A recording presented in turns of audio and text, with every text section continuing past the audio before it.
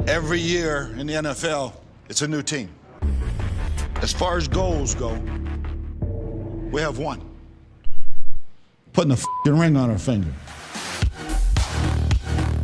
Welcome to the Buccaneers Observer Podcast. This is Ralph Phillips. I'm Molly Bay. Today is January 31st, 2022. Better known as we got a long time before football again.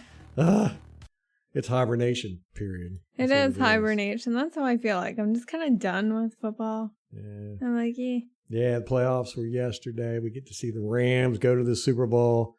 Boo. I mean, I really wanted to see them lose in the championship in their stadium, but I'll settle for them losing the Super Bowl in their stadium. I don't know how the Bengals are winning. I really don't. And I'm like, I don't see any way they can beat the Rams. I just don't see it. But that's what I've said every game they've been in. They just find a way. You got the Rams defensive line against that crappy Bengals offensive line. You would think it's just going to be a disaster. But somehow they keep pulling it off, man. They wiggle out of it and come out with the dub. That's all that matters.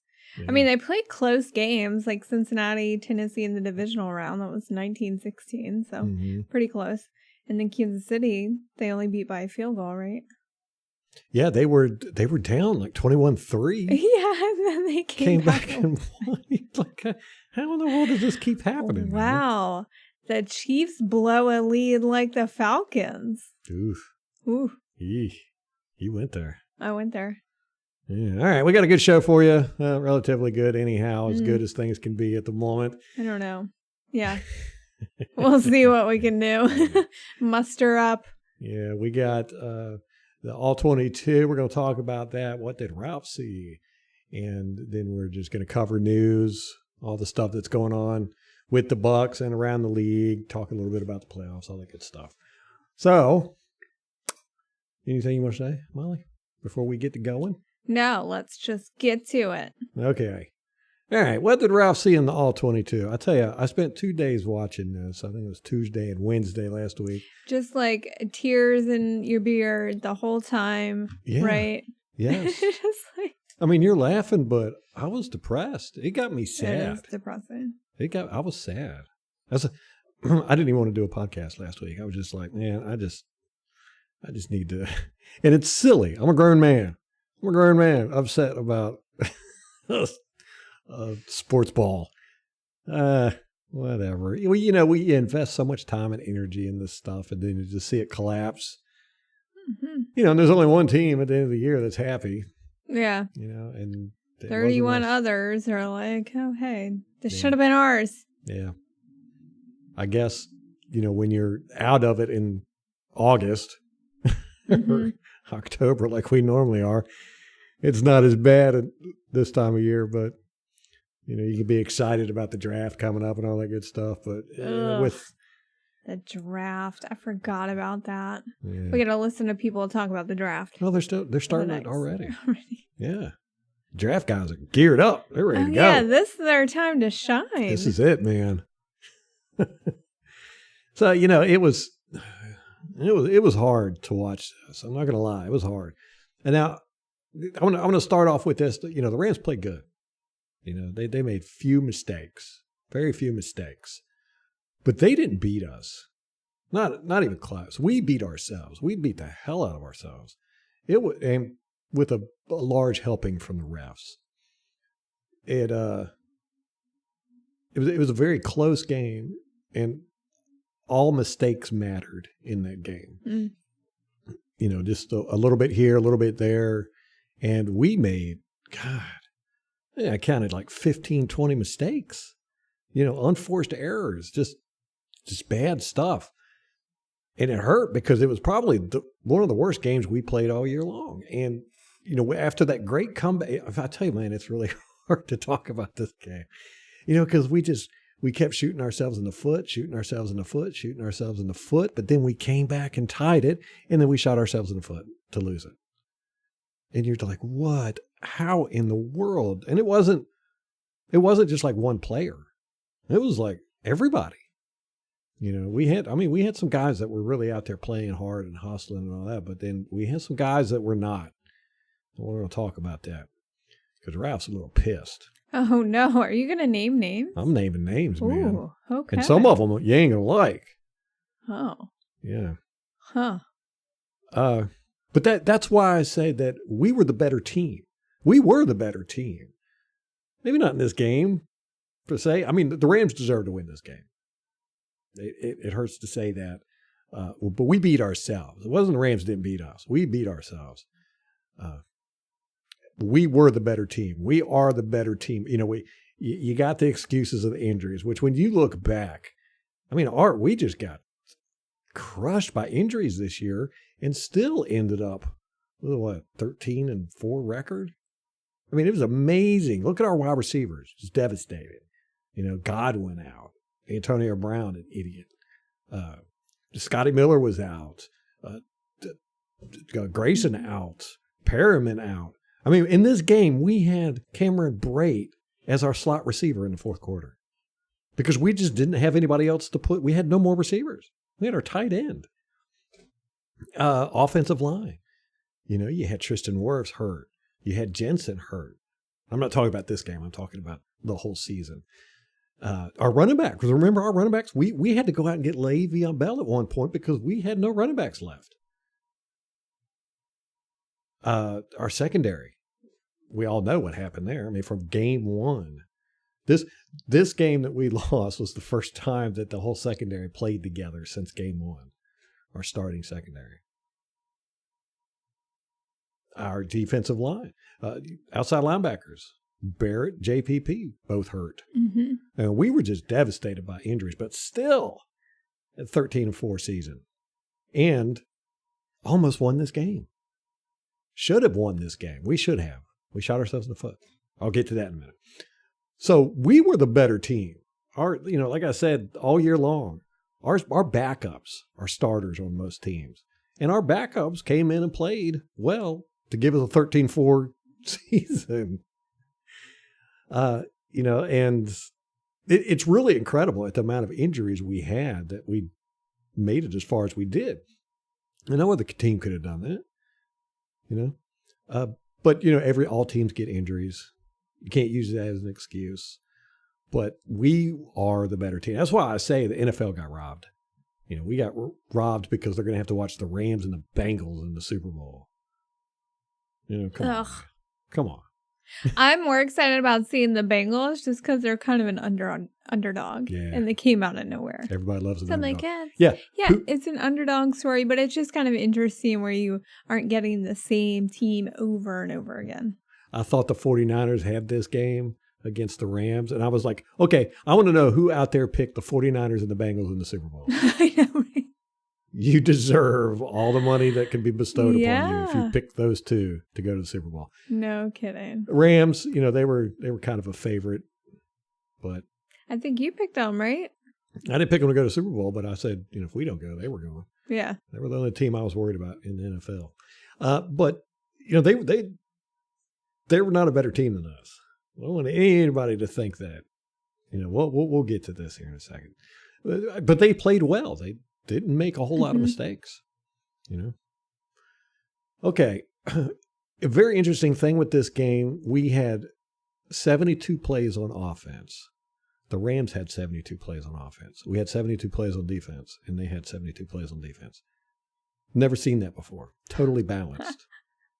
That's crazy. 72 plays on offense, 72 plays on defense. Yeah. It was very strange. We had Vita Vea. He didn't even play half the snaps. Him and Nacho actually played one more snap than he did. So I think it was what's half of 72? 36. Okay, so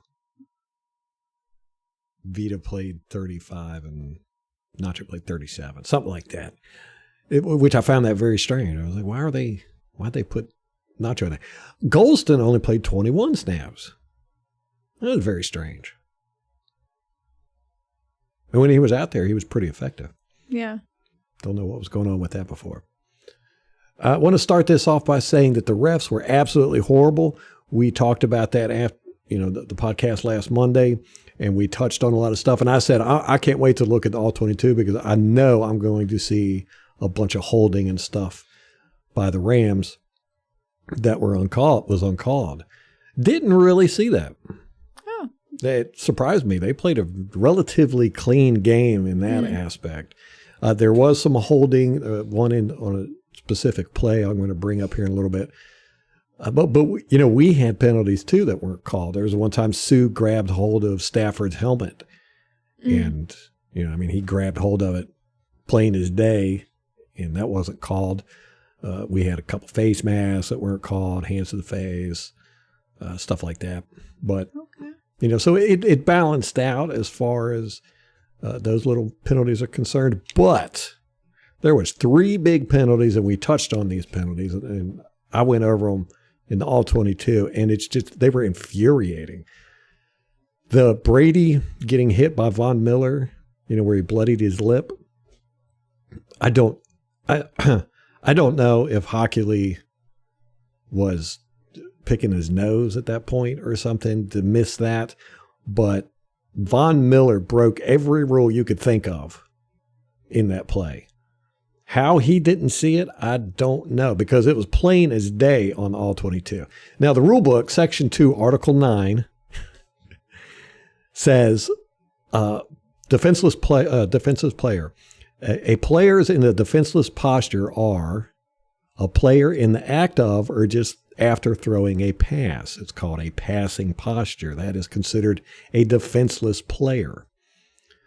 Then prohibited contact against the defenseless player is 1, forcibly hitting the defensive player's head or neck area with a helmet, face mask, forearm, or shoulder, even if the initial contact is lower than the player's neck and regardless of whether the defensive player also uses his arms to tackle the defenseless player by encircling or grasping him. Number 2, this is prohibited contact against the defenseless player. 2, lowering the head and making forcible contact with any part of the helmet against any part of the defenseless player's body. Or 3, illegally launching into a defenseless opponent.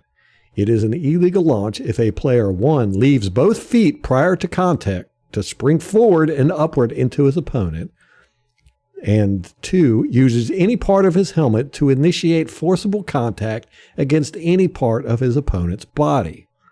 This does not apply to contact against the runner unless the runner is still considered to be a defenseless player.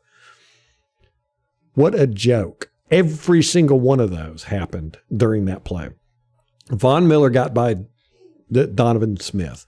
Brady was in the act of throwing. He released the ball, his arm was still going forward when Von Miller tucked his head, launched, and hit Tom Brady dead in the friggin' face.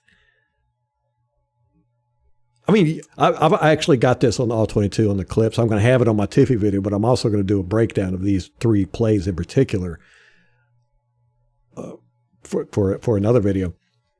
But I mean, Von Miller, you can see him. He lowers his head like a missile, launches. You see him. He's 6 feet or 6 inches off the ground with both of his feet together. I mean, he springs forward with his head down and hits Brady right in the face mask. And then you see Brady's head go up, and then that's when his helmet hit him in the mouth. Where was the ref? Standing right there. And it was Sean Hockley? It was Sean Hockley. There was 2 refs standing right there. I don't know how they didn't see it because it's plain as day on the All-22, and it kind of pisses me off on the replay. They showed the contact, but they only showed the angle. They didn't show the full thing. They didn't show him launching, tucking his head. They just showed the contact when it hits Brady, and then and they were, on the broadcast, they were like, well, yeah, that looks like it might have been a penalty and everything. But according to this, it's a 100% penalty all the way across the board. And then Hockley comes out later and he says he felt like the hit didn't rise to the level of roughing the passer. Yeah, no, it wasn't roughing the passer. It was hitting a defenseless player. I mean, it could have been roughing the passer. It could have been whatever you want to call it. You got 5 choices here. Right. Whatever you want to call. Just call something. But he erred on the side of not calling anything. Right. And, of course, then Brady gets up in his face and says whatever was said. We'll never know, apparently, because nobody wants to talk about it. Well, Bruce Arians said on the podcast after the game, a couple days after the game with Casey Phillips, he said if it would have been any other referee, they would not have made that call on Brady. So obviously there's some bad blood there. Oh. Yeah. Interesting. I would love to know the backstory. Clearly, VA is privy to more than we are. Yeah. There's a history there. Yeah. Arian said point blank that should not have been a personal foul on Brady. Or unsportsmanlike conduct. Or, yeah. Yeah, unsportsmanlike. But that conduct. It should have been a penalty on Von Miller, right? He didn't say that, but okay. It's so obvious. And when you see the video, you'll be like, "Oh, good Lord, how did they not call that?" It's infuriating. It really was. People love to say that Tom Brady has the refs paid off, or they're always calling stuff in his favor. That's total bullshit. Yeah, no. Total bullshit. In the 2 years we've been watching him every game, it actually feels like he doesn't get calls. No. I don't know if the refs are cognizant of that perception that he gets all these calls, but I can't tell you. It's just like with Jameis when they were constantly, Jameis would get knocked on his ass or he'd get his head hit or whatever, and they wouldn't call it. I feel like it happens just as often with Tom. Right. Well, a lot of it has to do with the market. These small market teams, the refs aren't scared of the fans or the owners or anything because they just don't have the political power. The Tampa Bay's dealt with that forever. I mean, I keep track of penalties for and against us that are uncalled. Not once, and I'm biased. I ain't gonna lie, I'm biased, but not once have I ever seen where the Bucs had more penalties than the opposing team that were not called. Not once. Ever. Never. So anyhow, that one was infuriating. That one is, where I wanted to throw a brick through my computer screen. Then the third quarter, 10:39, 45 Okoronkwo from the Rams. He pushes 43 Cockrell in the back on the kickoff return. Okay. We were backed up. We were on our 12, punted the ball. It was like a 49-yard punt. He gets it and runs it back all the way to our 12. So basically, we just turned the ball over. We should have just went for it on fourth down. But anyhow, Okonkwo pushes 43 Cockrell in the back, causing him to knock down 97. Our guy, 97, and 21. And then 21 falls forward, tripping up 49, who falls into 32, our guy, and they all end up on the ground. The block. So he hit one guy, and it was like a domino with like five of our guys. Yes.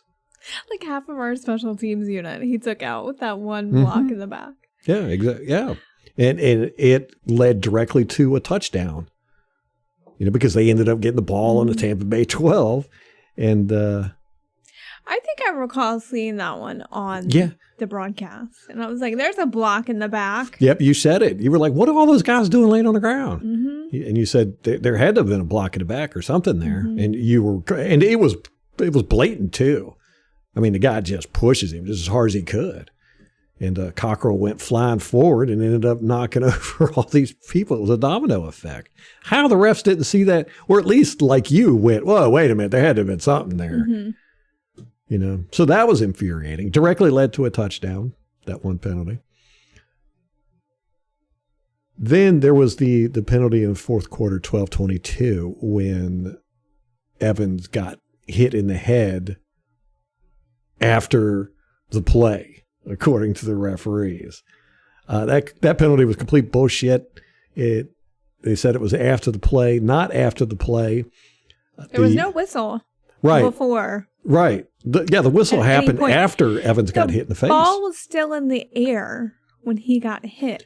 No, the ball was on the ground. Yeah. I mean, it was a split second. I mean, the ball hit the ground about the time Weddle hit Evans in the head. But I have never seen anything like that before. I have never seen that in football. I mean, that's just That's insane. That's insane. It's so nitpicky too. Like, are we really going to go there? Because, okay, so in this instance, it's the ball hit the ground a millisecond before he got hit. What happens if it hasn't yet hit the ground, but it's going towards the ground? Are they going to start calling it at that point and say, oh, that's a dead ball foul because it was about to be dead anyway? Right. It was uncatchable or something. Yeah, because, it's like the Geno Smith thing where he's going out of bounds and Lavonte hit him, but he wasn't quite out of bounds yet. Mm-hmm. I mean, is that what we're going to do? Is that where this is heading? Right. Or that Josh Freeman one against the Saints. Mm-hmm. Remember? He was still in the pocket, threw the pass into the end zone, and they said, well, he was getting ready to go out of the pocket. So yeah, he was leaving the pocket. It's insane. Something's got to be done with these refs, man. I want to know, anybody out there, if you have any information on how the refs are monitored for cheating, let me know. Because I don't know. I can't find anything on it. Is it the honor system or something? Or is it they're just like, well, if they ever get busted for it, then we'll look into it. But is there anything out there to make sure these guys are not throwing games intentionally? I don't think there would be, because I don't think the NFL wants to know. They don't want that kind of scandal. They have, from what I understand, there's like a point system to grade the refs and through the season, and they're rewarded with playoff games at that point. But as far as cheating, I've never heard of anything. And to me, I don't feel like the NFL is interested in pursuing that. No. Asking that question. No, they keep it way under wraps. And that's why I'm like, we need some transparency here. I want to know how these refs are held accountable. Mm-hmm. Because these were absolutely blatant, crappy calls. And like I said, this was a very close game. All mistakes mattered. And these were 3 huge mistakes. Huge. The ball hit the ground a split second before Weddle hit Evans in the head. But Weddle was running towards Evans during the play. It wasn't like he just bumped into Evans by accident after the whistle. No, he was launching at Evans and hit Evans, and then the whistle blew. The ball had hit the ground, but that doesn't matter. It's when the play's over when the whistle blows, Dad. Mm-hmm. And the whistle was blown after Weddle got hit. I have never seen anything like that. And that the announcers, and that's another thing, these announcers have got to start calling this crap out. Well, and that's the thing, too, is that the NFL has made it so you can't even criticize these people. You get fined. I know. Like, how is that?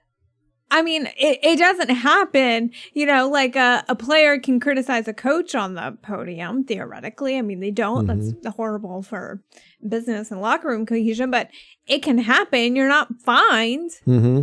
You're free to say what you want. It's not always the best idea to. So why is any criticism of the referees a finable offense? I just find that ridiculous. Yes, it's almost like they're untouchable. Mm-hmm. And something's got to be done because there's no transparency at all. Half the time you don't even know what the foul is that they're calling. Like the foul on Brady. We'll never know what was said. Brady might have been saying to the guy, hey, I've got some birthday presents I left at my house I want to give to you. And the guy threw a flag. Who knows? I don't know. Nobody knows. We'll never know. And how sucky is that? That, the course of the game is thrown by stuff you'll never know. Mm-hmm. You'll never know. Why even watch it if crap like that's going to happen? It's kind of like that Ryan Jensen call against the Philadelphia when they, the snap infraction. Oh, yeah. What the hell's a snap infraction? That? We'll never know. We'll never know. Well, what if, okay, after a game, the players have to get up on the podium, answer to the press. The coaches have to do it. Why the hell do the refs not have to? Well, I wouldn't want the media asking them questions because the media are a bunch of idiots. I'd rather fans get to ask them questions. I'd rather fans ask the coaches and the players questions. It'd be a whole lot better. Mm-hmm. There's a lot of questions they should have asked about this game. especially about those penalties. But there's a bunch of other stuff here too. Like I said, it's depressing to watch this. There's a couple other things about the refs we'll get into here in a second. As far as players are concerned, I will have to say that SMB cost us this game. Whoa. Yes. Ooh. Now, me and you, we were down on SMB last year. Mm-hmm. And then he showed up in the playoffs, and we were like, oh, man, this guy's, he obviously showed up when it mattered, so let's keep him and everything. And then he got hurt at the beginning of the year. It was the first game, right? Was that against the Saints? Can't remember. I don't remember. First game was against the Cowboys, so I don't think it was then. I want to say it was week 3. Anyhow, he got hurt at the beginning of the year, didn't play a lot during the year and everything. So he played in this game, did not play well. He missed 3 tackles for a total of 35 yards. A couple of them were pretty big plays. One was for 18 yards on a third down. That cost us pretty bad. But the big one was, and this is the play,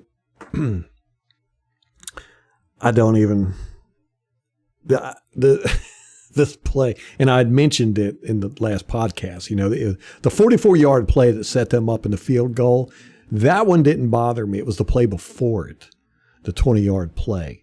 I was like, what the hell happened there? It just didn't make any sense to me. That whole sequence didn't make sense. And it started with that play. So, but here's what happened. SMB was in man coverage with Cooper Kupp, and Kupp runs an out route, and SMB is with him the whole time. He's got perfect coverage. It didn't matter with Stafford apparently, because he wound up and started to throw it right about the time Kupp broke to the left, to the outside, and he started to throw it, and about the time the ball was coming out of his hands, SMB fell down. I do not know why. It didn't even look like a slip. It looked like maybe Kupp's foot came up and hit him in the groin. I have no idea why he fell down, but he fell down, and that left Kupp wide open. Kupp got the ball. This play has plagued me for a week now. I just play it over and over and over in my head. And this is the reason why we lost this game. It sums up everything that happened in that game. Let me break it down a little further. So Kupp catches the ball. He catches it 10 yards away from the out of bounds thing. This happened, I think it was 35 seconds left when the ball was snapped. There's 35 seconds left. They had no timeouts. He had to get out of bounds. He caught the ball 10 yards inbounds, right? Now, when SMB fell down, like I said, Stafford was in the motion of throwing the ball. You see Edwards, he's playing safety on that side of the field. He immediately recognizes what's going on, so he runs up. Stafford throws the ball. Kupp catches the ball, and he starts running out of bounds. Now, on the left side, Jamel Dean was, he was in man coverage, and he had his guy, and he was running. The guy was just, running straight down the field. And Jamel Dean saw, about the time the ball was released, he saw that the ball wasn't going to him, it was going to Kupp. So he released his guy, right? Now he's on the sideline, Jamel Dean was. Kupp catches the ball. He's got 10 yards to get out of bounds. If we would have tackled Kupp in bounds, that would have been damn near the end of the game. Because say the 44-yard play happened anyhow, right? We tackle Kupp in bounds. 27 seconds. That's what was left after this play. We tackle him in bounds. Say it takes 8 seconds for them to get the ball set, snapped, and all that. And say they throw the 44-yard pass anyhow, and it gets downfield. They had 8 seconds left at that play. That 8 seconds would have been taken off if we would have tackled him in bounds. So anyhow, here's what happened. It was very vital to tackle him in bounds, is my point. It was extremely vital. They had no timeouts, 27 seconds on the clock. or 35 seconds on the clock at this point. And we had to keep him in bounds. Well, Edwards comes running up, right? He's running up as soon as he saw SMB fall down. The ball's in the air. Kupp catches it. Edwards is right there. You know, he tackles it. And about this point, Kupp is running out of bounds. He's about 8 yards away from out of bounds. Edwards grabs hold of him and tries to twist him down. And Kupp like falls forward and gets out of bounds. Now, he kind of dragged Edwards with him a little bit. He did not want to go down. So, but he kind of fell forward out of bounds, right? Now, in that time, you had Jamel Dean on the sideline right there. He was right there. When he saw, you could actually see him turning around and seeing the ball in the air going towards Cooper Kupp. And he leaves his man open. He just let his man run down the field. But for some strange damn reason, Jamel Dean, who was completely parallel to Kupp at this point, he could have turned inwards and met Kupp 5 yards away from the out of bounds and tackled him there. But he didn't. He continued running down the field 5 yards. It was the weird. I'm like, what the are you doing? You know, he just kind of he slowed down, but he ran out of bounds. And now Edwards was in front of Kupp. He had Kupp to where Kupp, if he caught the ball, he couldn't run down the field because Edwards was coming at him from downfield. So Dean didn't have to worry about that, but yet he acted like he was worried about Kupp catching the ball and going downfield with it. So he went 5 yards down past Kupp and then kind of turned in slightly, you know, like he was trying to cut him off from catching the ball and going downfield. And then when Edwards tackled him and grabbed hold of him, Dean was right there. He was right there. And he didn't even try to stop Kupp from going out of bounds. I was furious. I was livid. I mean, I'm screaming. I'm like, what in the world are you doing? I mean, you try to strip the ball. Hit that guy. You know, Dean could have kept Kupp from going out of bounds, but he didn't. Now, here's where the refs come in. That's what I'm saying. This just encompasses this whole game, this one play. One, Shaquille Barrett was held on that play. Quite obviously, he had 79, the right tackle, grabbed Shaquille Barrett by two hands on his shoulder pad, his right shoulder pad, and he yanked him down. Didn't pull him completely to the ground, but he pulled him down. I mean, it was just plain as day. JPP got held in the middle of the field. You know, it was a little iffy. You could go, well, I can see where they wouldn't call that a hold, but you could have very easily called it a hold. And then Vita Vea, who almost got to Stafford on that throw. You know, and Vita Vea normally puts his hands up when, you know, the quarterbacks are getting ready to throw and he's close to him. But he didn't on this play because the left tackle was holding him, but you couldn't see it. And so that's why I'm like, I can't definitively say it was holding it, but the way the movement was and that Vita couldn't get his arm up and all that, you know, Vita got twisted around at the end of the play. It just seemed obvious to me he was holding, but Barrett was definitely held, right? So we got a holding there that wasn't called. You've got Jamel Dean not putting forth a whole lot of effort to stop, not putting forth any effort to stop Kupp. I don't even think he touched him. And SMB fell down. And then Kupp, I would bet a large sum of money that Kupp landed out of bounds. I mean, inbounds. It should have been he was tackled inbounds because as he was falling out of trying to get out of bounds, his shin scraped the ground. But there's no good angle of it. I mean, from the all-22 at one angle, you look at it and you go, yeah, his shin's definitely on the ground. And physically, it looks almost impossible that his shin isn't, you know, the way he fell out of bounds. But the refs said he got out of bounds, so they stopped the clock. It's just like that just summed up our whole game. We screwed up by falling down. Then we screwed up by not trying to tackle him out of bounds or inbounds. Just low effort by Dean. And then the refs screwed up by 3 instances of a holding. 2, you might say, but 1 definitely. And then they screwed up the inbound call. That was the summation of our whole game. And that is what gave them the ability to throw that 44-yard pass that put them in field goal range. That's the play.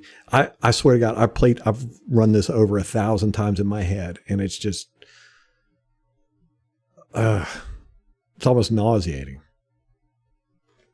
So we had a little bit of low effort play in this game by some people, and I'm still, and it was so close. You can't afford that. No, even right. just one play, Right. Even one play. That one play, but that wasn't all. It gets worse here in a second. I'll tell you about that. So anyhow, they hurry up. The Rams do. They hurry up to the line, and after this play, now the clock stopped, and even if you watch it on the replay, the announcers and everybody are talking. They did show one replay of Kupp catching the ball and going out of bounds, but then all of a sudden the Rams ran up to the line and snapped the ball, and it caught the broadcasters off guard.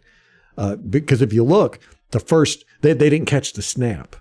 You know, they had to switch back real quick, and the play was already already happening by the broadcast. So it caught everybody off guard. And it caught the Buccaneers defense off guard a little bit because they were acting like the clock was still running, but it had already stopped. Mm-hmm. So anyhow, what happened on the next play, the 44-yard play, and this is, Bruce Arians said that they called an all-out blitz, 7-man blitz. Then they played man coverage with no help over the safety. So 0 coverage, full blitz. Well, you can see on the all-22, them all talking to each other and getting ready and all this good stuff. And then they get up to the line. The Rams are already set, and they get up to the line, and they snap the ball right before the Buccaneers defense is ready. But still, we rush, and Ndamukong Suh does a great, great move. Ndamukong Suh played great this game. This is his best game all season. And he just beat the shit out of the center and has a full straight-on shot to Stafford. And he almost got there, man. Almost got there. He was a step away. And Stafford took a shot, too. I mean, Suh hit him, and knocked him back 5 yards. But Stafford stayed in the pocket. And credit to Stafford. That was a great pass. And, with a lot of pressure coming in your face, you've got Suh, who wants to eat you alive there. And he threw a beautiful pass. He set both his feet, stood there, weathered the storm. It really was a good play by Stafford. But earned that play, Lavonte David didn't move. What? Yes. He took 3 steps at one point. What? I was livid watching this. When they're all talking to each other, because the Rams ran up to the line. And so they're all saying, getting the play going. Lavonte's standing there with his hands on his hips a couple of yards behind everybody else, right? Now, Bruce Arians said in the press conference afterwards that everybody didn't get the play, that it was supposed to be all on blitz, but everybody didn't get it. Well, anyhow, he changed his statement on that Tuesday in the podcast. He said, yeah, I thought everybody didn't get to play, but everybody did get to play. Some people just decided not to put in a lot of effort. It was Lavonte David. He was stood there with his hands on his hips. After the ball was snapped. Stood there. What? Yeah. Why would he do that? I don't know. He was frustrated, I assume. He had run deep, like 40 yards, a couple plays before, when we got that sack, when Suh and JPP got the sack on their first play of that drive. Mm-hmm. He had run man coverage 40 yards down the field. So I don't know if he was tired, whatever. No excuse, though. But he stood there. And you see everybody else blitzes. Lavonte doesn't move. He stands there with his hands on his hips in the middle of the field, just standing there. And then he kind of, takes his hands down, moves forward about 3 feet, maybe 2 steps. And by that time, Stafford's throwing the ball. Then he turns around, puts his hands back on his hips, watch the ball go over his head, and watches the catch, and you see everybody else running down the field. Lavonte's just standing there. And then it gets worse. The next play, everybody runs up. This is when Stafford's going to spike the ball. Mm-hmm. Everybody runs up, and JPP, Nacho, McClendon, they get right up on the center, and they do everything they can to get that ball. I told you, JPP stuck his hand under. I even showed it in the video that I did of the last drive. He stuck his hands under it, trying to knock the ball away. Lavonte David's right there, standing there with his hands on his hip. Didn't move. Like, was he mad about something? Like, don't know. What in the world? I do not know, but it's unacceptable. Unacceptable. And I love Lavonte David. He's one of my favorite Buck players of all time. Yeah. But you can't throw a hissy fit like that, And cost that drive. I don't know if he cost the drive, but like. I think, I've again played this over in my head a million times. He was supposed to be up on the line and blitzing, right? You had Devin White on the right. Lavonte David was supposed to be on the left and Sue in the middle. Sue got by his guy and got a pressure on. He was very close. He was close enough to where after he threw the ball, he got laid out by Sue. Mm. That's how close Sue was. Lavonte David's faster than Sue. Lavonte David would have got there if he would have been up on the line and blitzed. And I think he would have got there, because Sue was damn close, and Sue had to fight the center. It took him a second to get past the center, but he did. It was a great, great move. Lavonte but if you got two guys there fighting one guy, like it would have been. No, if Lavonte would have been there, now it's hard to say how the offensive line would have handled if he was up on the line, but they had their hands full. Yeah, that's what I'm saying. There was an open spot. Lavonte would have just flew right up there, and he's fast. He would have got there, I think. But no, he stood there with his hands on his hips. What in the, and that just seems like between Jamel Dean not even trying, SMB falling, you can make the case. I mean, did we quit on the last drive? Did we have people that quit? That's what I'm saying. We didn't necessarily get beat there. We had guys that weren't playing hard. We shot ourselves in the foot, falling down, stuff like that. SMB just fell down. I don't know why. Don't know why. I mean, we had some slips in this game that all of them were Mike Evans, except for this one slip on SMB.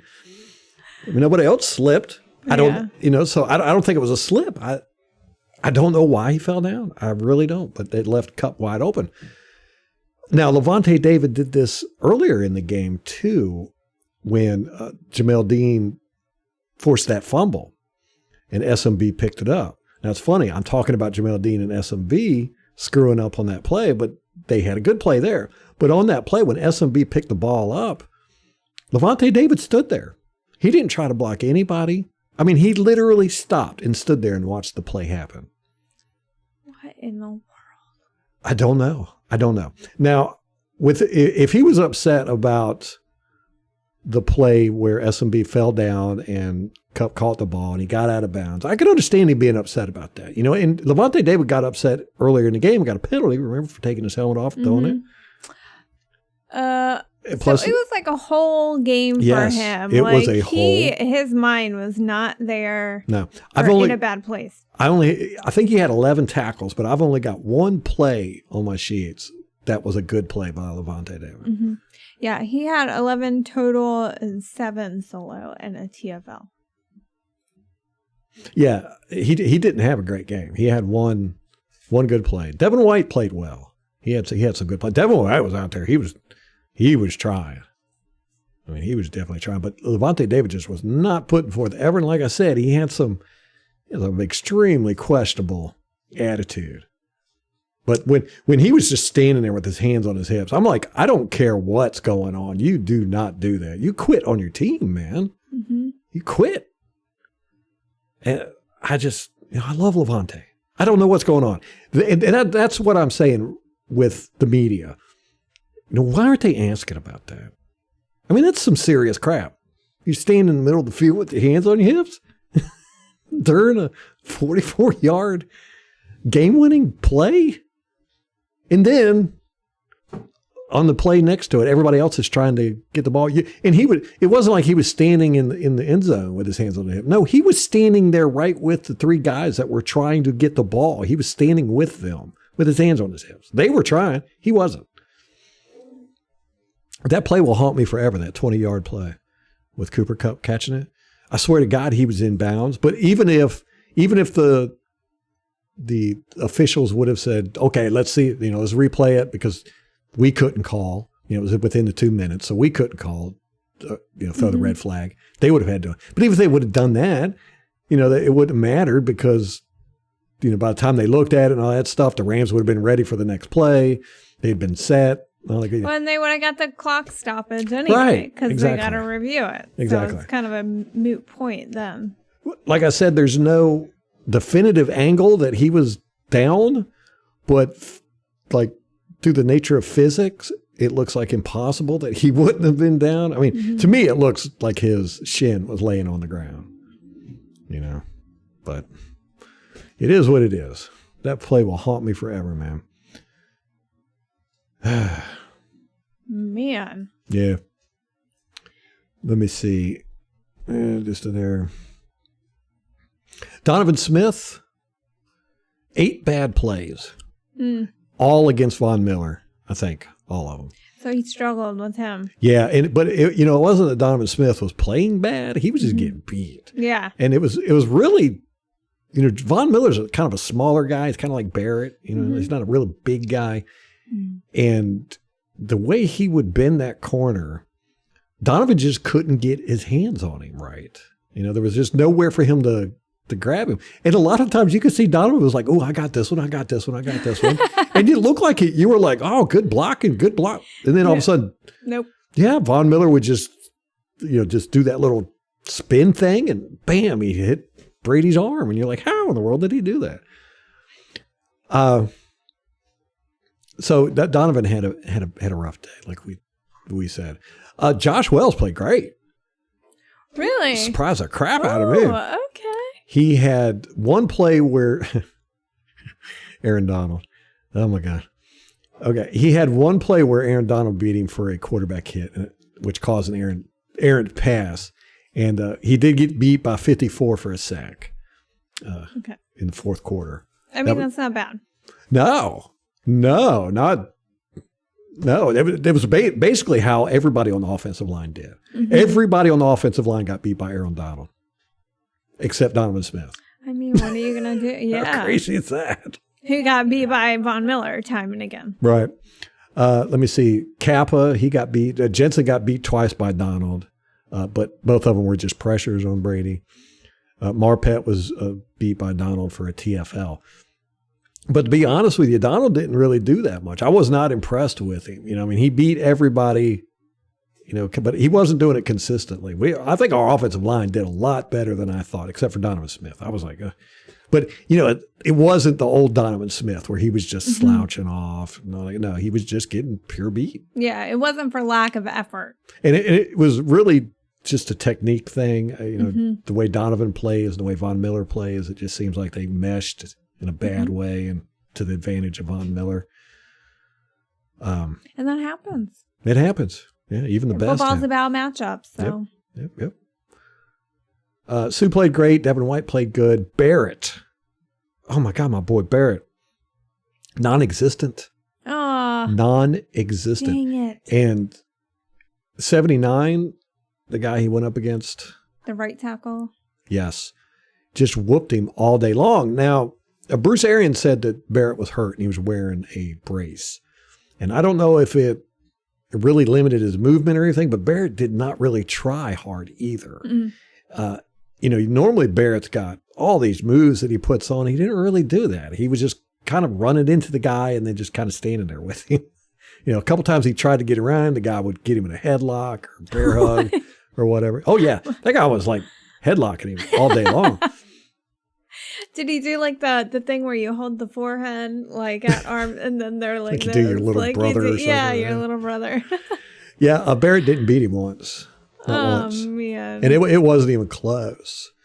I mean, this guy just had Barrett's number all day long. But then again, Barrett was getting getting blocked by tight ends in this game. It was not a good look for Barrett.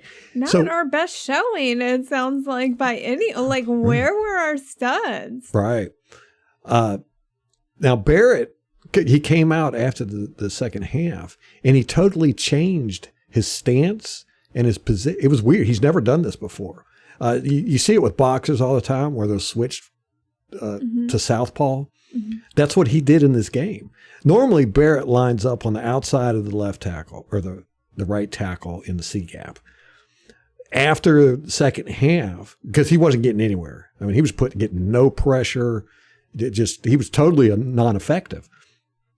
So I don't know if he was instructed to do this or whatever, but he turned southpaw to where he was normally he'll be in the C gap on the outside of the right tackle, facing the quarterback. Well, after the second half, he turned with his right shoulder facing the quarterback, lined up directly in front of the right tackle, and he tried to shoot up in that the B gap there, between the left tackle and the guard. It totally not effective. There was nothing he could do. He was just stuffed, which really, really sucks. So I love Barrett. Mm-hmm. And but he didn't seem like he was able to do a lot of range of motion and move what was quick. The injury? I don't know. Knee, hip, I don't know. He had a brace on. JPP was fighting hard, but not really effective either. He had a couple decent plays, but again, and that was really a big factor in this game, is that we got no pressure from the outside at all. All of our pressure came from Sue and Vita and Nacho, pretty much. Mm-hmm. Nacho was doing pretty good. Vita did, Vita stuff. Sue played great, but all of our pressure was coming up the middle. We didn't have any pressure from the outside. None. And I didn't think that their tackles were that great. No, I think it was just these two guys were injured. They just couldn't do a whole lot. Mm-hmm. The play where, remember, Stafford, the ball shot past him on the snap. Yeah, that was a complete screw up by the right guard. It was hilarious. What they would do is, Stafford lifts his leg up when he's ready for the snap. He lifts his legs up, puts it down. The right guard looks back. He sees that. They got this new thing in the NFL they're doing now. Used to, they would tap the center, but now they're sticking their arm out straight forward and then back. Yeah. Well, the right guard is, everybody's set, and Stafford's looking around, and he's calling out stuff. And he moved forward. He walked forward, right? About a step. And the right guard turned around at about the time that Stafford was walking forward, but he only caught the movement of Stafford's leg landing. He didn't see that Stafford was walking forward. He just saw the leg drop down. Yes, he turned around, did the movement, stuck his arm out. And Stafford's still sitting there talking and all this, and then pew, ball shot right by him. That was hilarious. That was one of the few mistakes they made, and it cost them. And we capitalized on it. Okay, now this will be a long podcast. I know. Where are we at? Yeah, we're at almost an hour now. Okay. Tom Brady.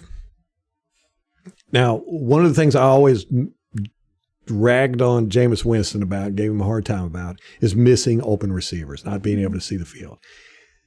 And then Tom Brady comes, and rarely does he miss seeing open receivers downfield. He did that 6 times in this game. Ooh. And a lot of them were in very crucial situations. I don't know if that hit to the helmet messed him up, or if just the pressure that was coming from Donovan Smith's side. He missed a lot of opportunities downfield. let me see, there was the second quarter, 2 minutes left when Brady threw the interception. Remember, he threw it to Gronk. It was a beautiful, beautiful pass.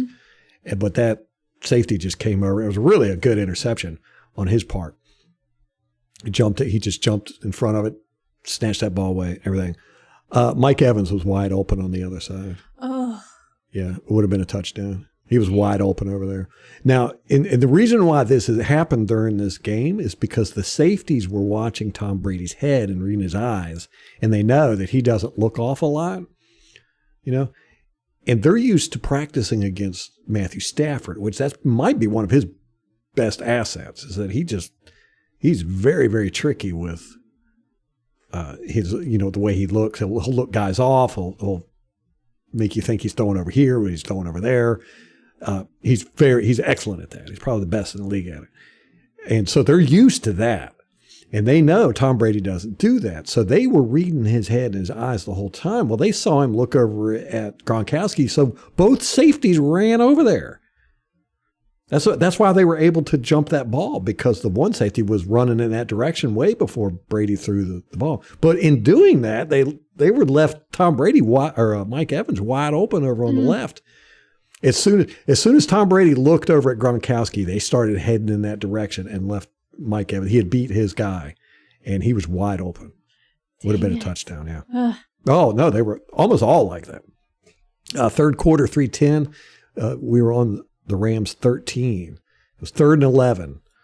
Leverett was beat by 54 because Leverett came in and played because Josh Wells got hurt for like half the third quarter, so he was out. And Smith was beat by 40, and Brady had to step up in the pocket. Marpet bumped into Brady when he stepped up and caused an errant pass. And then 99, Aaron Donald, that's one of the plays. He grabbed hold of Brady and threw him to the ground, right? And I think Brady was throwing it to Cameron Brate. Scotty Miller was wide open for a touchdown on that play. We ended up kicking a field goal there, but he was wide open. Fourth quarter, 12:28. Scotty Miller got open down the right side, and it would have been a touchdown. It was on the 4th and 14 throw to Evans where he got hit in the head. Yeah, Scotty Miller was wide open. Nobody around him. Yep. And again, it was because Brady was looking at Evans the whole time, and the safeties just adjusted and went over there. They were like, screw Scotty Miller. Brady's not going to throw it over there. The fourth quarter, 4:31, 4th and 9. Brady threw it to Brate. It was incomplete. Again, Scotty Miller was wide open on that play. If he would have thrown it to Miller, it would have been a first down. It's 4th and 9. We ended up turning the ball over. Well, and I recall the announcers talking about how he needs to start getting Scotty Miller in the game. I wonder if they had seen those during the broadcast.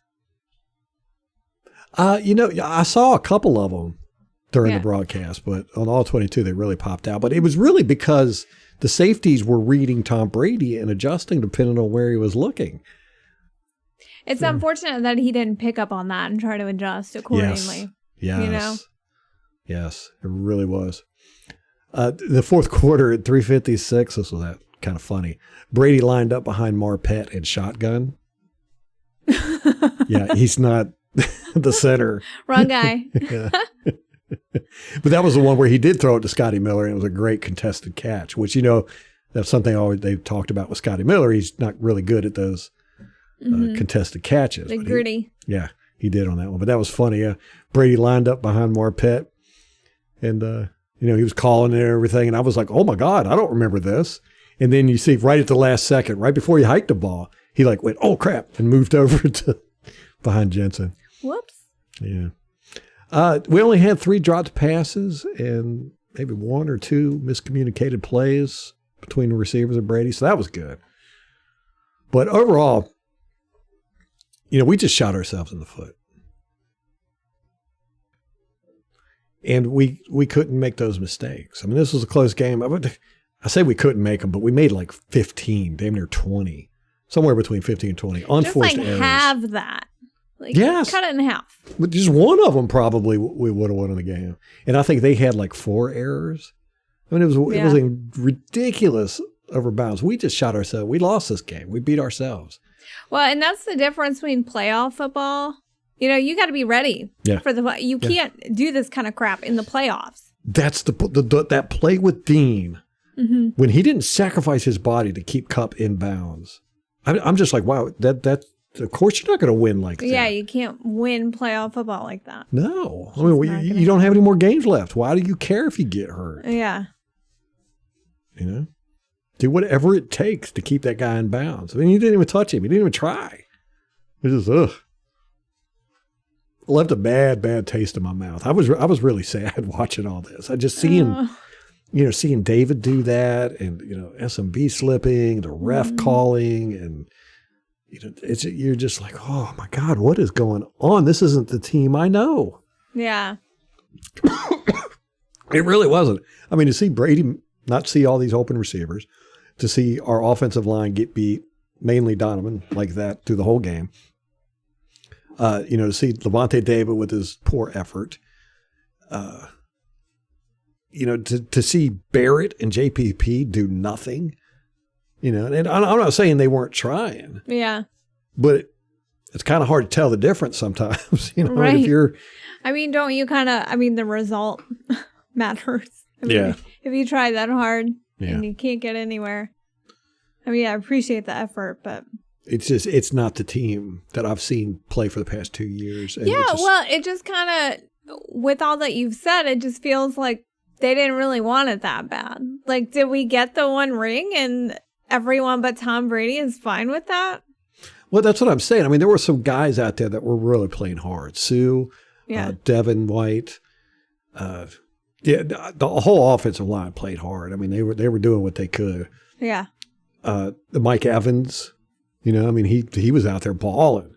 Yeah. He wasn't going out of bounds like he does a lot of times. He was catching the ball and staying in bounds, fighting for every inch. But even if you just have a small contingent of people that aren't even trying, I mean, that ruins it for everybody. What the hell is going on with that? Yes. And I'm not even saying that they weren't quit, they quit or anything. I mean, Lavonte definitely. Those last two plays was just unexcusable. Dean, I don't know. Maybe he just wasn't thinking right, and he was trying to keep Kupp from going downfield. That's why he got in front of him instead of trying to keep him in bounds. Edwards, when he screwed up on that 3rd and 20 and allowed a touchdown, you're just like, I don't know, man. There was something very off with this game. And I don't know what it was. It just hurt to watch it. This was not the football team I've watched for 2 years. I mean, we've seen them have bad games, mainly against the Saints, but not in the playoffs. Playoffs. So it was hard to watch. Now I've kind of been depressed about it for, I've been depressed since the game a little bit, but definitely since watching the All 22. I mean, there was some good stuff, but there was a lot of just what in the world. What in the world? And then the refs. Just a horrible refereeing. Well, it's not like we ever have a whole lot of faith in them anyway. That's true. That's true. But I haven't seen anybody talk about this. Of course, I haven't really been paying attention to the media, but I haven't seen anybody talking about those plays, those three in particular, but definitely the one where Brady got hit in the helmet. I mean, how's everybody not up in arms over that, especially Buccaneer fans? Don't know. So I don't know. Brady, he's not playing in the Pro Bowl this year because of shoulder injury, he's saying. Aaron Rodgers is not playing. Not sure exactly why. And Dak Prescott decided not to play either because he wants to rest. So Russell Wilson is getting the Pro Bowl nod. Yeah, the Pro Bowl this year is not. Yeah. I think people have just given up on the Pro Bowl. I think so. I think it's just like being nominated. Like, you don't even have to play. You get credit for being nominated. Right, yeah. I think that's what matters. Yeah. Well, Vita is going to the Pro Bowl now. He's moved up on the roster because Aaron Donald is going to play in the Super Bowl. Yes, and I think you're right. A lot of these guys have it in their contracts, that if you make the Pro Bowl or whatever, you get incentive money and everything, which I think is just dumb because the Pro Bowl is dictated. I know. Yeah.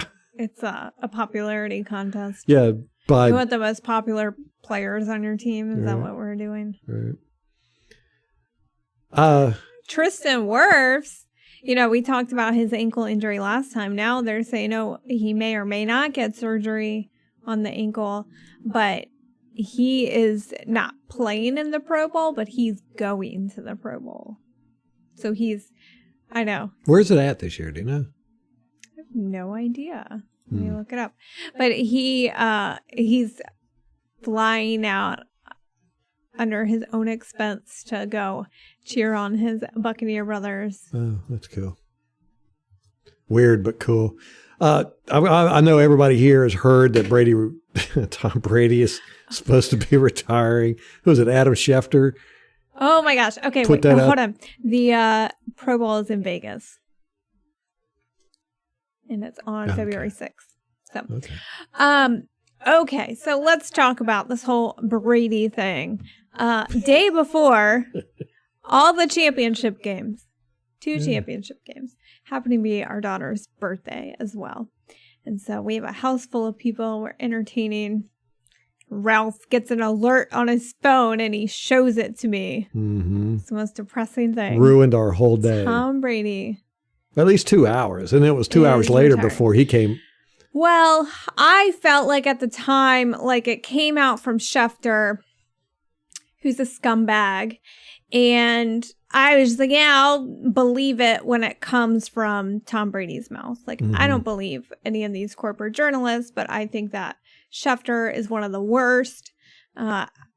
Mostly, it's the Aaron Rodgers thing. Do you recall right before the draft, like the week of the draft, he comes out with this bombshell. Day before. Yeah. Bombshell that Aaron Rodgers is out at Green Bay, and it just completely stole the thunder from the draft. It was all anyone was talking about. Yeah, and then Green Bay didn't they draft a quarterback? I think was that Jordan was already on. Yeah. You're right. Jordan Love was already on the roster. Yeah.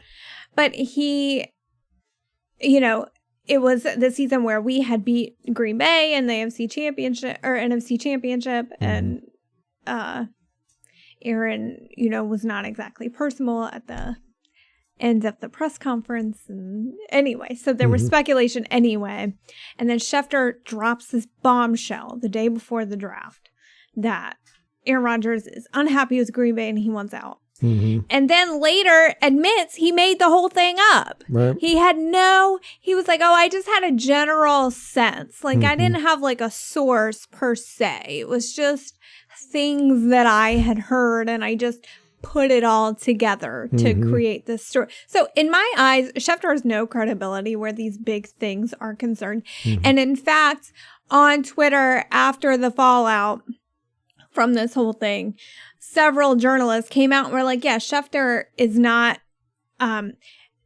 Schefter always wants to be first. And he has screwed out over other journalists just where he's agreed to not put something out until a certain time, and then he puts it out 15 minutes before the agreed upon time. So then the other journalists, they have the same scoop and they've agreed, we're going to release it all at the same time. And then he does it earlier just so that he can be first. Yeah. He also works for ESPN. So that makes a lot of sense. As far as I'm concerned, he's a communist sympathizer and he can rot in hell. Damn. I just don't think I don't know. He rubs me the wrong way, and his reporting has been shoddy in the past. And of course, we had a ton of fallout from that right after. You have Tom Brady's dad coming out and going, no, he hasn't made a decision yet. And then you have all these the Bucs going, we haven't been informed one way or the other. Brady has told us he hasn't made a decision yet. So I don't think Schefter has any credibility. And I hope that if Tom Brady was considering retiring and was leaning that way, that this gives him motivation to spite play a third season with the Buccaneers. That's what I hope happens. Spite play. Spite play. He's done it his whole career. His whole career is spite play. And so And I think wasn't Schefter, someone had mentioned that Schefter was involved with Deflategate, like that reporting. Ooh. Yeah. So I'm like, I would love to see Tom Brady ruin his career. I won't ruin his career. You know, I know credibility means nothing to these people. No, there's this whole hoopla going on around misinformation concerning the Wu flu, whatever. And you're just like, are you serious? The media and all these people have been wrong about every goddamn thing since I've been around. Yes, they're wrong more often than they're right about stuff. You know, even with the Buccaneers media, they do it all the damn time. You know, remember Rick Stroud? Gerald McCoy. I've got sources inside the building that said Gerald McCoy is definitely not leaving. A week later, he's gone. Yeah. You know, it's just stuff like that nonstop. They're never held accountable to this stuff. You know, and it's, yes, I'm with you. One, I want to see Brady stay here for at least another year, but, you know, just to stick it to Schefter, man. Yeah. I think that would be a good thing. Do it, Brady. Do it. But I was not ready to even consider that Tom Brady was leaving. No, I didn't. In my mind, he's not. I'll probably cry. I'm not going to lie. I'm probably going to cry if he officially retires. Oh, man. I know. It's not. I'm not ready. I'm not prepared for it. But they were talking about this before the divisional game, remember? Yeah. 3 days before the divisional game, they started talking about Tom. But they've been talking about Tom Brady retiring for a decade. They want it so bad so then they can pretend that Pat Mahomes is the future of football. Well, I don't know. Yeah. Yes. The Pat Mahomes, Joey Burrow. No, it's Pat Mahomes. It's yeah. They're they definitely will cling to Pat Mahomes until he's playing in the CFL. They just will.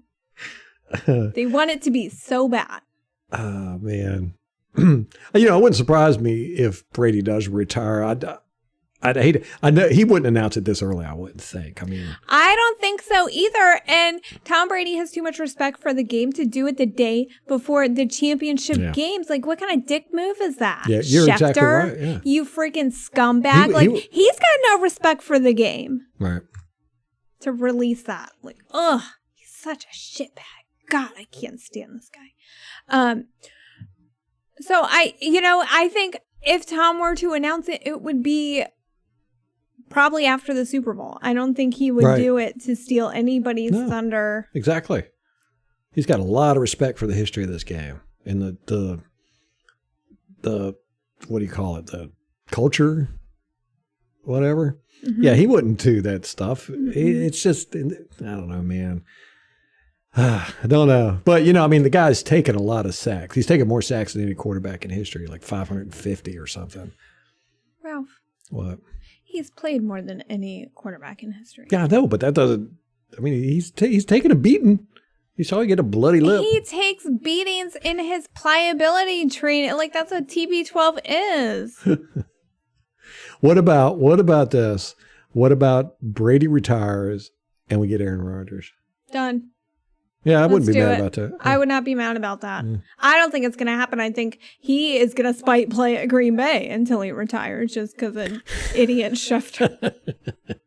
Well, I would think that Bruce Arians would prefer at this point, he doesn't want to train a new quarterback. I think he'd prefer to get a veteran. I can see Aaron Rodgers coming here. I ain't lying. I mean, Aaron Rodgers has been playing in that cold just like Tom Brady did. He needs to come rest his bones in Florida like all the other snowbirds come down there. Yeah. All the old people. Yeah. I don't think he's leaving Green Bay. Don't know. That's my opinion. Don't know. But, yeah, I'm not ready to talk about Tom Brady being done yet. Yeah, me neither. But BA did say the next quarterback is already on our roster. Oh, that's right. He did. And I'm like, ugh. Well, so long as it's not Gabbert. Like, we're not talking about Gabbert, right? Stop. Oh, I mean, I think he's probably a great guy for the locker room, not for the field. So we got Vernon Hargrave. Did you know he's on the Bengals? So he's going to the Super Bowl. Noah Spence. Yeah, going to the Super Bowl. Where's he play? A practice squad for Cincinnati. Oh, so he'll get the cubic zirconium ring. Is that what they do? Yeah. The Remember we talked about this, that they get a cheaper version of the ring? We covered this, Ro. Okay. Okay. Matt Gay, we drafted him. Rams going to the Super Bowl. Idiot. Carson Tinker. Remember he our long snapper. Yeah. He's on the Rams practice squad. Raymond Calais, linebacker. We drafted him. Okay. So, we got some Bucs representing in the Super Bowl. Not the right Bucs. I know. I'm still salty. About the Brady retiring thing? No, about the stupid Rams. Oh, I know. And I thought the 49ers had them. I was just like, no, how do you? Did. They did. But then it ended, what was it? Jimmy G fumbled? No, he threw that pass. He was getting sacked in the end zone and just threw that pass up. And I don't know. I think it was a running back out there. Why he didn't catch it? It just got bounced right off his hands and right into the Rams' hands. Oh, that's right. Okay. Yeah, but that's the kind of slop that brought the 49ers as far as it did. It just happened to go the other way most of the time. This time it went against them. Yeah, that was that's the Pat Mahomes effect. Mm-hmm. Here you are, you're getting taken down, spun around, and you just chunk the ball up. Chunk it up. Although it really wasn't a bad play, because the receiver was open. He just didn't catch the ball. Failed the first qualification. Yeah, Not right. just didn't catch it, but deflected it so that it went right into a defender's hands. And they don't have great hands, those defenders. That's why they're on the defense. Yeah. And the 49ers guy, I can't remember his name, had that interception. Oh wait. Yes, right in his hands. Which would have ended the game right in his hands. Twice. It hit him, bounced out into his hands, and then bounced out of his hands. That is why you're on the defense. That's why you're on the defense, buddy, not making the big bucks. Man. So we got the Rams and the Bengals in the Super Bowl. It should have been the Bucs and whoever in the Super Bowl. It would have been nice to see a Bucs and Chiefs rematch. I did not want to see the Chiefs go again. I didn't either after we got knocked out. I know. But, the Bengals, I think we would have beat the mess out of them. Yeah. I don't know, man. But anyhow, that's what I saw with us on the All-22. It was really sad. I don't feel like we had the same fire in the oomph that we had. But we came back. We came back. Yeah. We fought back. It wasn't like they screwed up. Well, they did with the one, the bad snap. Mm-hmm. But the rest of it was us fighting. Winfield with that strip. Right before the half. Dean, Sue. We were getting these turnovers and they weren't accidents. We scored on those. It wasn't like we were getting the ball and then going, Yeah, we 3 had and out. 4 fumble recoveries. Yeah. And I think 3 touchdowns off those 4 fumble recoveries, right? So, it wasn't like the team quit. It's just we shot ourselves in the foot. We weren't firing on all cylinders. We were misfiring. There were a few that weren't. Yeah, there was a couple. Didn't have correct timing. Yeah. Oh, I have another fake news thing. Byron Leftwich, a few days ago, they said, he's a surefire shoe-in Jacksonville. For the Jacksonville. Like, Jacksonville insiders were like, he's their favorite, and it's almost a done deal. The disagreement was that he wanted a different GM than the one that they had picked, so they weren't quite on the same page there, but they were still in talks, and he's going to get it. It's like a week later, and nothing. Yeah, they've actually talked to more people, which is a pretty good indication that they're not going to get Leftwich. I just don't think he's ready yet. No, I don't think so either. And taking any job, and especially like a dumpster fire like Jacksonville, you're just setting yourself up for failure. Yeah. Like, wait for the right job. Because if you take a job, any old job, just for the sake of having the job, it turns out like Todd Bowles at the Jets, where it's, it doesn't turn out well. Could actually hurt you more than it helps. Exactly. And you're just set up to fail. And it's not great to have on your resume. Yeah. All right. We've been at this almost an hour and a half now. Ooh, okay. Y'all get the bonus episode. I still got plenty of stuff to talk about, but all of it can wait till the next podcast. Yeah. So maybe we'll have one around Super Bowl, or if there's any major breaking news. Before then, we will certainly hop on the mic for that. The Super Bowl is in 2 weeks on February 13th, so you all can be very hungover for Valentine's Day. Take That's your how I like ladies it. out beforehand, guys. Oh my goodness. Yeah. Who's rooting for the Rams or the Bengals in the Super Bowl? I am rooting for the Bengals. Me myself. too. Yeah. Because screw the Rams. Fuck the Rams. I am so mad about this. I will be mad about this probably till Sean McVay gets fired. Mm-hmm. Probably. Maybe. Probably longer. Which at this rate, he'll probably coach as long as Belichick has. I want to see that, that deer in the headlights look he got when they lost that Super Bowl to Tom Brady. Yeah. That's what I want to see. Oh, God, he looked so lost. Oh, man. my God, he had no idea what was going on. Yeah. It was like a fog. There was like nothing going on in here. Yeah. Yeah, and like I said, man, the Bengals, I don't see any way they can win this game, but I have said that every game in the playoffs with them. Going up against Tennessee, I was like, yeah, there's no way they're going to beat Tennessee. And then the Chiefs, I was like, man. They got that fire, man. They are just energized and winning. Yeah. The desire. Yeah. The desire is there. And everybody loves an underdog, so I think everybody's going to be rooting for the Bengals. I am, and in 2 years, I'll probably hate them when they're, like the Chiefs when they make it to the championship every year, and you're just like, ugh. Well, I mean, how do you get sacked 9 times and then still win a playoff game? That's incredible. Oh and then, it's like you don't even have an offensive line basically, and they're still out there running the ball. And I know Mixon's popping off, and he has been all season. Mm-hmm. Yeah, that's crazy stuff, man. But that's football, right? Yep. You just never know. All right, guys, we got a new team coming next year. Don't know how new it's going to be. Still waiting on that. Stop talking about it.